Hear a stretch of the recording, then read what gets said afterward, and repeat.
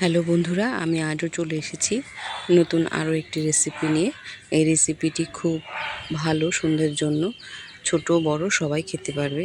আর খুব কম ইনগ্রেডিয়েন্টে, খুব কম সময়ে, খুব কম খরচে, খুব তাড়াতাড়ি একটি সুস্বাদু খাবার তৈরি করব। কি খাবার তৈরি করব সেটি পুরোটি দেখতে থাকো। আর যারা আমার চ্যানেলে নতুন তারা অবশ্যই আমার চ্যানেলটাকে সাবস্ক্রাইব করে দেবে। এইভাবে ভালোবেসে আমাকে পাশে থেকো।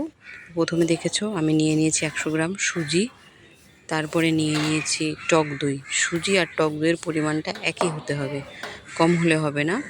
মনে করো 100 গ্রাম টক দই নিলে 100 গ্রাম সুজি নিতে হবে এবং জলটাও ঠিক সেম পরিমাণে নিতে হবে। এবার আমি এই সমস্ত উপকরণগুলো ভালো করে মেখে নেব।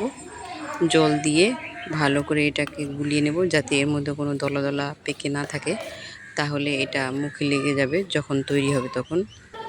দেখতে পাচ্ছ এটা আমি গুলতে গুলতে কত সুন্দর হয়েছে ব্যাটারটা। তো এই ব্যাটারটাকে আমি 10 মিনিটের জন্য ঢাকা দিয়ে রেখে দেব। 10 মিনিট আমার হয়ে গেছে। এবার আমি ঢাকনাটাকে খুলবো। এবার আমি দেখব যে এটার থিকনেসটা কতটা হয়েছে। দেখতে পাচ্ছ থিকনেসটা কত সুন্দর হয়েছে। এটাকে আমি এখন মিক্সিতে দিয়ে পেস্ট করে নেব ভালো করে। মিক্সিতে এখন সেই ব্যাটারটাকে দেব, অল্প অল্প করে দেব, বেশি দেব না, তাহলে মিক্সিতে ভালো মতো প্লেন হবে না।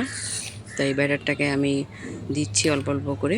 অল্প অল্প করে দেওয়ার পরে এর মধ্যে আমি দিয়ে দিব আস্তে আস্তে বেকিং সোডা অল্প পরিমাণে এবং স্বাদ মতো অল্প পরিমাণ লবণ।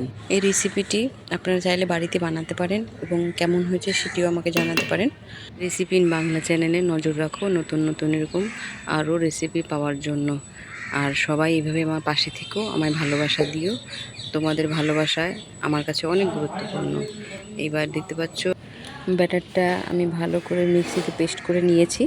নেওয়ার পরে এখন দেখতে পাচ্ছি ঘনত্বটা কেমন হয়েছে। এই দেখো ঘনত্বটা কেমন, দেখে আশা করি বুঝতে পারছো।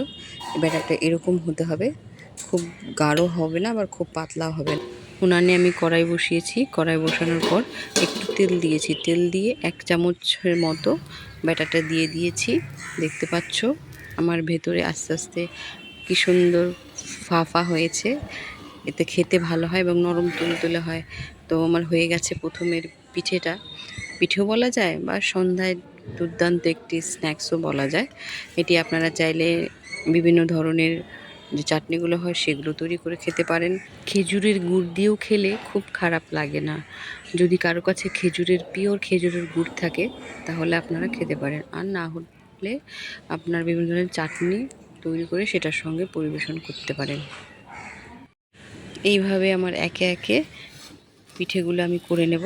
তো এটা সেকেন্ড পিঠে, দেখতে পাচ্ছ কত সুন্দর লাগছে দেখতে। পিঠেটা খুব নরম তুলতুলে হয়েছে। এটা হচ্ছে আমার 3 নম্বর পিঠে। এবার আমি সমস্ত পিঠেগুলো প্লেটের মধ্যে রাখবো।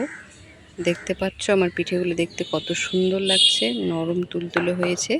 আমি হাত দিয়ে দেখিয়ে দিচ্ছি একটা, দেখলেই হয়তো বুঝতে পারবে কত সুন্দর হয়েছে। কি বন্ধুরা, খুব সহজ না রেসিপিটা? আমি গুড়ের সঙ্গে পরিবেশন করছি। তো আজকে রেসিপি এই পর্যন্ত শেষ করলাম। আবার দেখা হবে নতুন আরও একটি ভিডিওর সঙ্গে। ততক্ষণে তোমরা খুব ভালো থেকো, সুস্থ থেকো।